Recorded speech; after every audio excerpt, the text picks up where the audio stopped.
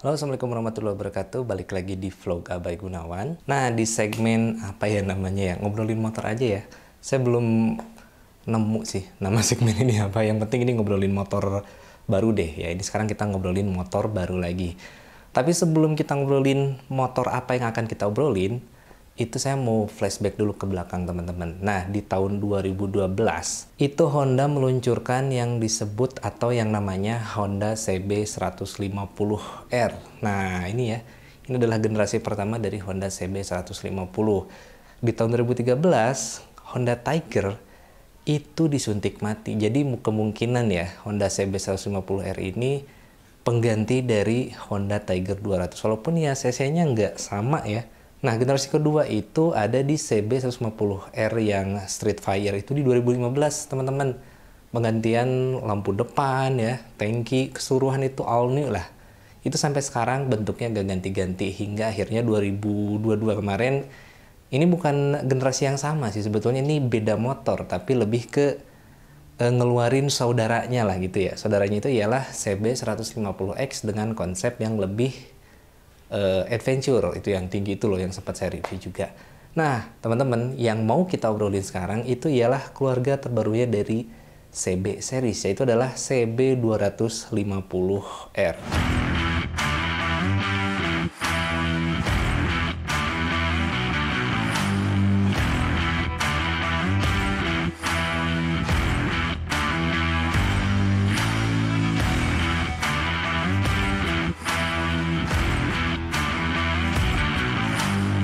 Nah, CB 250R ini mempunyai konsep yang menurut saya, wah ini kalau dijual di Indonesia, kalau jadi dijual di Indonesia ya, wah ini pasti bakalan laku keras teman-teman.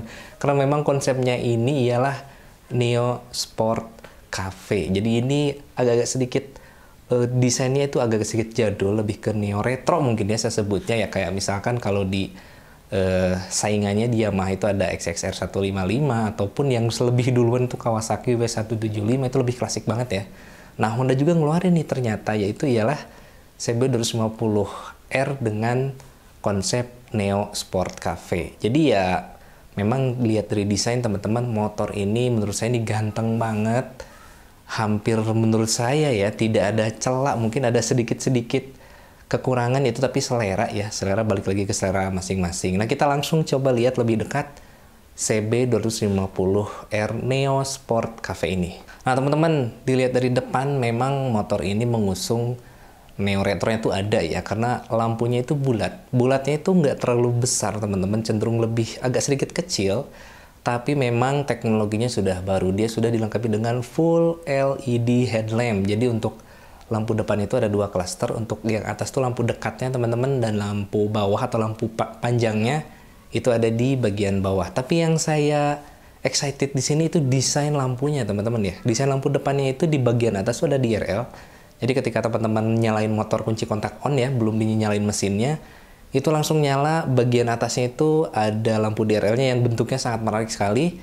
Terus ada di bagian bawahnya juga, di bagian dagu ya saya bilangnya, dagu. Itu dagunya juga ada lampu DRL-nya. Ini menurut saya keren banget.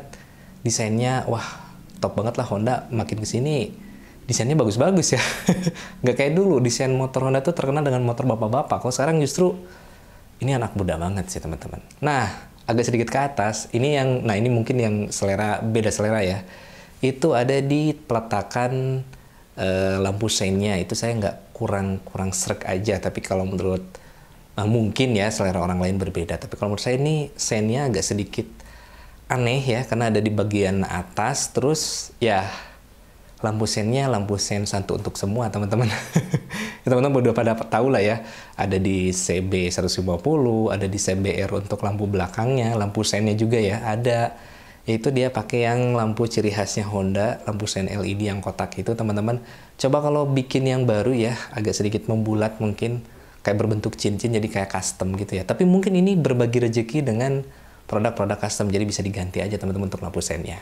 Agak sedikit ke bawah teman-teman, ini yang paling oke ya perubahannya itu ya, ada di shock breaker depannya. Shock breakernya dia udah pakai Showa SFF apalah, lupa saya nanti tulis ya. Itu ukurannya dirubah. Kalau sebelumnya 38 mm ya, nah sekarang itu pakai 41 mm. Wow, ini termasuk gede loh. Padahal ya ZX 25R Ninja aja itu dia pakai diameter shockbreaker depan upside down-nya itu cuman 38 mm. Nah sekarang 41 mm. Aduh ribet ya. Untuk Honda CBR 250 CB250R ini, sorry, ribet. Nah bagian bawahnya teman-teman di sini ada ban dan spakbor. Spakbornya saya lihat nih oke lah untuk bentuk. Kalau digabungin dengan keseluruhan ya, desain yang Neo Sport Cafe menurut saya ini masih oke untuk desainnya. Ada jambangnya ini bagus juga. Terus untuk bannya dia pakai 17 in 110/70 teman-teman. Dan remnya yang menarik, dia pakai rem radial 4 piston ABS dengan piringan cakramnya itu memakai tipe yang wave atau yang kayak bunga gitu ya. Jadi pengeremannya lebih oke dan membuang udaranya juga lebih mantap. Jadi ini remnya mungkin always dingin ya. Jadi pengeremannya lebih bagus. Nah untuk speedometer teman-teman, speedometernya ini sebetulnya masih sama-sama aja ya. Ya kayak Honda pada umumnya, tapi lebih beda ke desainnya aja. Desainnya kotak teman-teman, di dalamnya ada beberapa informasi, ada fuel ya, ada untuk RPM, ada untuk gear position, terus ada speedometernya juga. RPM-nya itu redline-nya ada di 10.500, berarti dia ngejar akselerasi teman-teman, karena RPM-nya bisa tinggi ya, berarti ini ngejar akselerasi bukan top speed. Jadi menurut saya oke banget nih lah, lumayan lah untuk desain dengan desain yang cukup lumayan. LCD-nya bagus sih, dia pakai negatif display ya, biru. Jadi menurut saya kalau dari kokpit ketika misalkan kita pakai motornya tuh ya lumayan menghibur lah, karena ada LCD panel yang lumayan cukup canggih, tapi informasinya gitu-gitu aja sih, nggak terlalu komplit ya gitu-gitu aja. Coba kalau pakai LCD yang berwarna mungkin itu akan lebih oke. Nah bergeser ke tangki teman-teman, untuk bentuk tangkinya ya ini cover ya, nggak ada tangki besi di luar tuh nggak ada, semuanya cover. Isinya itu sekitar 10 liter teman-teman, jadi nggak terlalu banyak. 10 liter 250 cc oke lah, lumayan oke lah ya. Mungkin kalau untuk jarak jauh ya agak sedikit menjadi sahabat Pertamina mungkin. Tapi ya untuk desain dari tangkinya menurut saya ini oke banget, apalagi kalau dari depan terlihat banget ya, itu lebarnya gede banget melebihi dari lampunya. Lampunya jadi terlihat kecil karena memang tangkinya itu melebar ke samping, apalagi shroud-nya tuh teman-teman. Mereka membuat sebuah desain shroud-nya yang menurut saya oke banget. Dia tipis ya kalau dari depan, tapi kalau dari samping lumayan cukup tebal. Yaitu ciri khasnya CB ya, di CB 150 juga ada, tapi ini shroud-nya emang menurut saya desainnya oke, melebar, jadi terlihat proporsional jika dilihat dari depan ataupun samping. Nah untuk desain dari joknya sendiri teman-teman, joknya itu sebetulnya konsepnya kayak split seat ya, jadi boncengers dengan rider itu terpisah, tapi memang desain itu terpisah tapi nempel gitu ya. Tupis tapi nempel, jadi menurut saya ini bisa dibilang split seat, bisa dibilang juga tandem seat ya, cuman ya mungkin yang belakang itu bisa dicopot dan bisa diganti dengan single seater cover gitu ya. Kemungkinan iya, tapi nggak tahu juga sih. Nah, di jok belakangnya juga teman-teman ada kayak bagian boncenger ya, itu ada kayak beltnya gitu ya, mungkin untuk ngebantu kayak ngangkat motor gitu ya. Cuman karena ini beratnya 154 ya, sekitar 150 kilograman teman-teman. Itu cukup berat, jadi menurut saya tidak rekomendasi kalau pakai itu ya. Tapi ya kemungkinan ya bisa lah bantu-bantu dikit ya, mungkin bisa. Nah dari jok kita beralih ke rangka teman-teman. Rangkanya sendiri dia pakai rangka tubular, bukan yang delta box gitu ya. Tapi menurut saya itu lebih cocok pakai yang tubular karena rangkanya itu seksi banget teman-teman. Jadi kelihatan terekspos ya, ada di beberapa bagian yang terekspos. Menurut saya oke, dan rangkanya juga warnanya hitam di 3 varian warna, semuanya warnanya hitam untuk rangkanya teman-teman. Nah mungkin sedikit catatan dari saya itu ada di warna step dari boncengersnya. Jadi warna put step belakangnya itu dia pakai warna silver, padahal rangkanya warnanya hitam. Banyak sih motor yang seperti itu ya, masih oke lah, cuman menurut saya nggak cocok ya, menurut saya, tapi mungkin buat teman-teman beda juga ya. Tapi untungnya ketolong sama dari knalpotnya. Jadi cover knalpotnya itu dia warnanya silver sesuai dengan warna step belakangnya. Jadi menurut saya ini masih terselamatkan teman-teman. Sebelum kita ke mesin, kita lihat ke bagian belakangnya dulu teman-teman. Nah kalau dilihat dari belakang secara frontal gitu, secara lurus, memang desain belakang ini tuh lebih terlihat ramping dibanding dengan yang depan. Jadi kalau teman-teman lihat dari belakang nih ya, nah di belakang itu dia sipit gitu ya, bukan sipit sih, tipis. Ke depannya langsung lebar dari tangkinya, karena tangkinya tuh lebar banget. Dari depan tuh terlihat ya, sangar banget nih motor, nunduk banget gitu ya.